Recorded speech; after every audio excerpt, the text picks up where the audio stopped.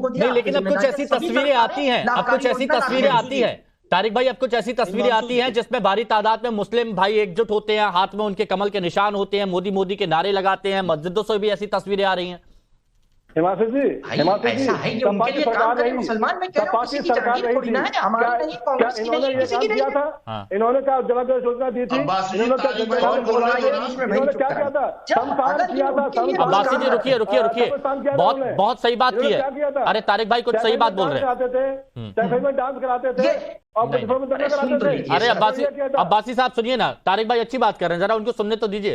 हाँ, कोई किसी का मुसलमान वोट जागीर है क्या? हाँ, ये अच्छी चीजें लेके आए, अच्छी योजनाएं लेके आए, मदरसे जहां पर बच्चे पढ़ते थे उनको बंद कर दिया आपने, क्यों? तो यानी अगर मुसलमान, लेकिन अगर मुसलमान भाइयों का झुकाव या फिर समाज का झुकाव अब बढ़ रहा है बीजेपी की तरफ, यानी कुछ काम हुआ है, ये भी आप एक्सेप्ट कर रहे हैं? वो तो नतीजे आएंगे, आपको पता चल जाएंगे।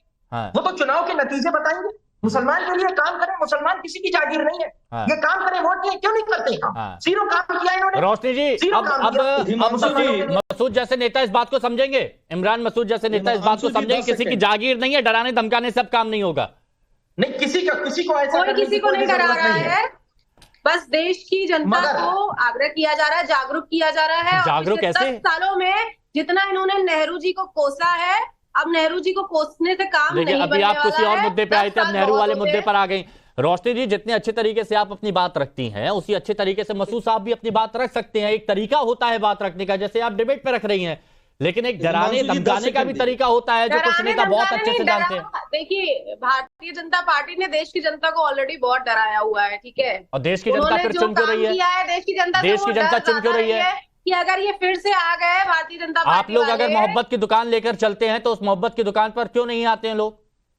तो मोहब्बत की दुकान हमारी बहुत अच्छी चल रही है। जहां जहां देश की जनता को जरूरत पड़ती है, हमारे नेता आदरणीय राहुल गांधी जी पहुंचते हैं। जहां जहां राहुल गांधी जी पहुंच जाते हैं, वहां कांग्रेस को नुकसान क्यों उठाना पड़ता है फिर?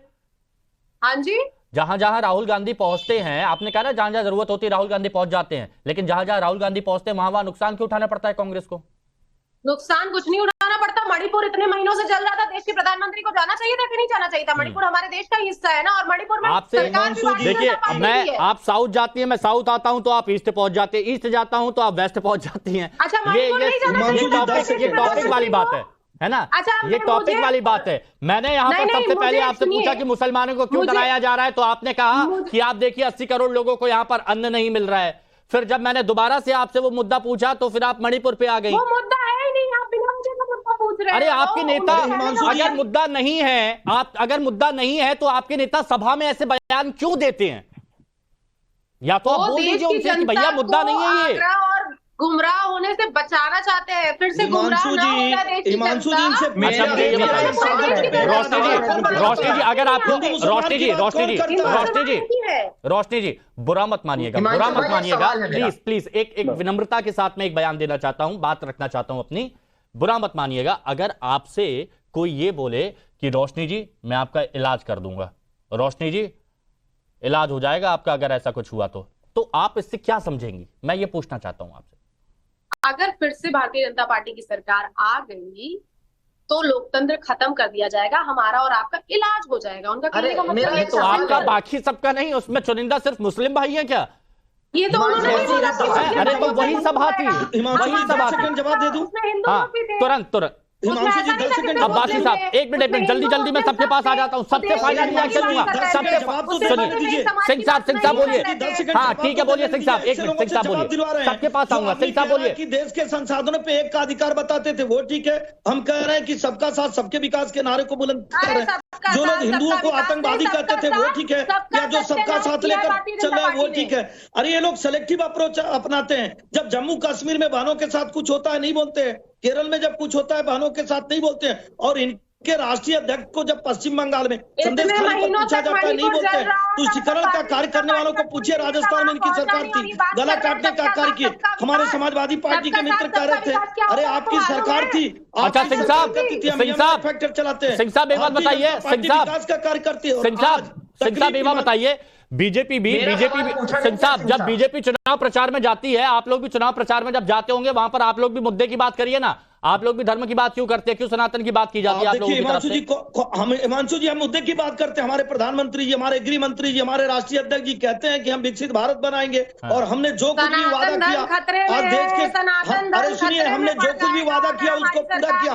हाँ, अगर तकलीफ दे रहा है कि हमने भव्य राम का मंदिर बनाया तो ये तकलीफ होना चाहिए।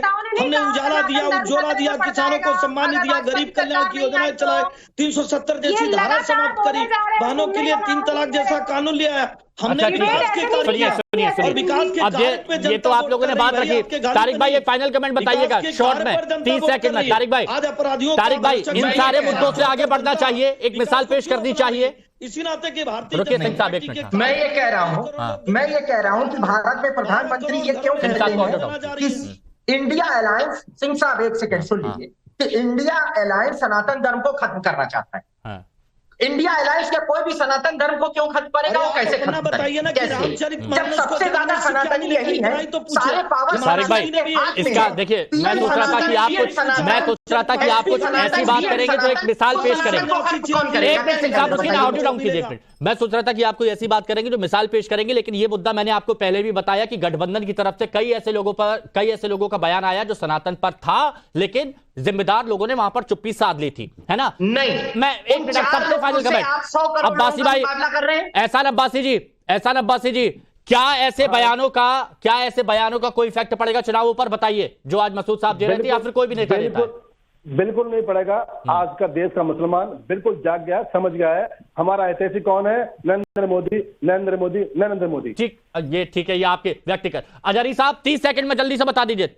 अजहरी साहब 30 सेकंड में। देखिए मैं किसी पार्टी का प्रवक्ता नहीं, बिल्कुल, मैंने भारतीय जनता पार्टी के खिलाफ भी मुखर होकर बोला है जब भी बोला है।